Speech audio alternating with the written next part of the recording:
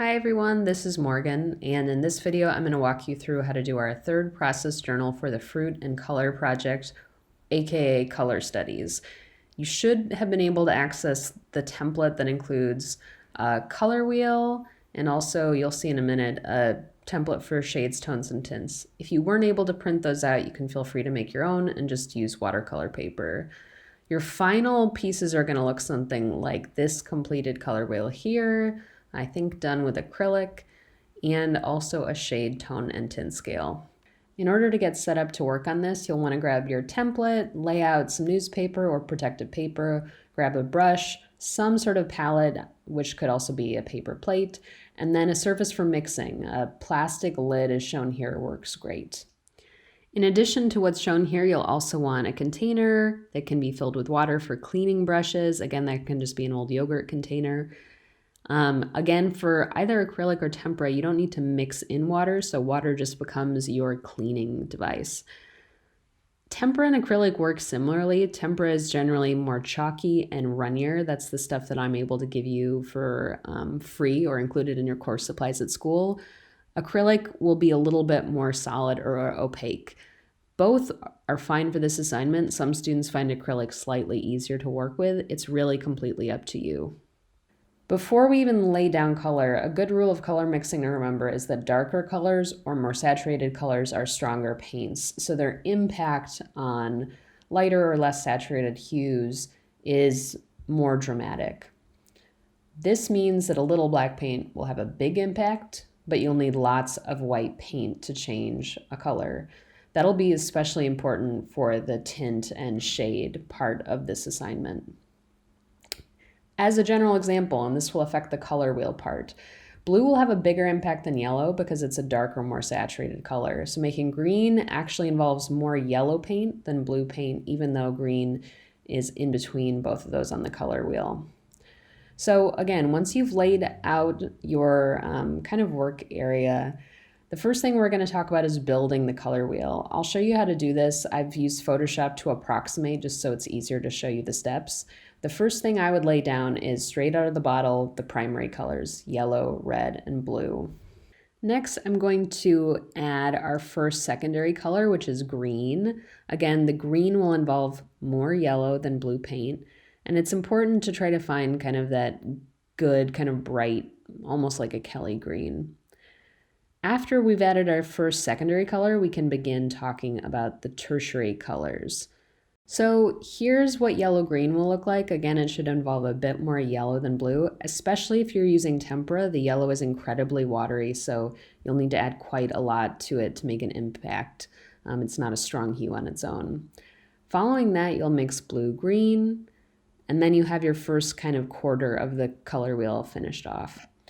So next we'll move on to purple, our next secondary color in between blue and red. Following that, I'll just show you the tertiary colors, so red, purple, and blue, purple. Next, we'll move on to orange, and then that's our final secondary color finished off. And after that, we have red, orange, and then yellow, orange. So that's what the color wheel should look like completed. This is an example of a past student work for this assignment, and you can see that the actual finishing stage is to label each hue, and then also say whether it's a primary, secondary, or tertiary color. So that's the color wheel sorted out. Next, we'll be moving on to the shade, tones, and tints part of the assignment. This is what the template looks like, but remember, you can always make your own. The blocks are 1 inch wide by 2 inches high. And you should also remember a little black paint will have a huge impact, but you will need lots of white paint to change a color. That's going to be so important for when you tackle the tint and shade scales. They don't behave the same way. So I'll just walk you through this. Again, I'm using Photoshop to approximate here. You want to show tints, shades, and tones of the same hue. So I'm starting by just filling in kind of the end blocks for each scale with, again, the same exact hue. It's good to start off with a color you have lots of. So it can be straight out of the bottle, that's not an issue. It can also be a color you mixed yourself, but that you just have a lot of. Next, I'm gonna just add white. That'll normally be a little bit different from your paper white, which is why I show it here. And then again, we know that blue here is stronger than white, so I'm actually gonna build up from this side of the scale, just adding a little bit more blue each time to a mixture that initially just started out as white until we finish out that scale.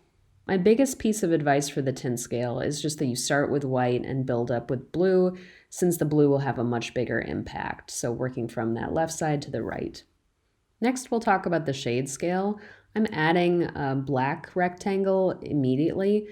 Just like with the tints, it's easier to work from light to dark. So we're gonna build up from the opposite side of the scale this time. So taking that initial blue and adding just a little bit of black and a little bit more and a little bit more. Again, the black is gonna have a much bigger impact. So we want to be very gradual with adding that. Finally, we're gonna talk about the tonal scale. The first thing you'll do is mix a middle gray, which again will involve more white than black paint. Getting this right is important. Feel free to use the block in this video as kind of a template. I'm just showing you how adding a little gray paint to the blue will work. I think in some ways the tonal scale is the most confusing to work on because you don't see the change as dramatically. It's very incremental. You're not, again, shifting the value, you're shifting just the saturation level. The last thing I'll show you is actual student work for this assignment. You'll see that this student picked kind of a Kelly green to do their tint, shade, and tone scale.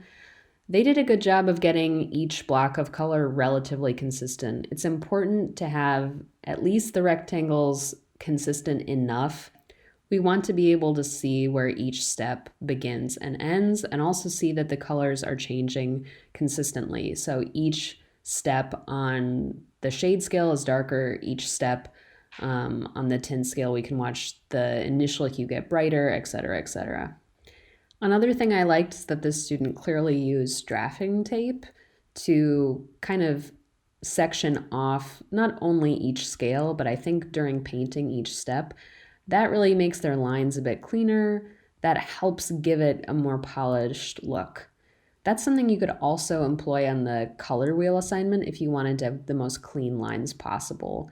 It's not necessary. If you paint slowly, you can avoid using tape at all, but having each step or each wedge clearly delineated from the surrounding ones is really important. So that's all I have for you. If you have any questions about how to complete this assignment, please shoot them my way. Good luck.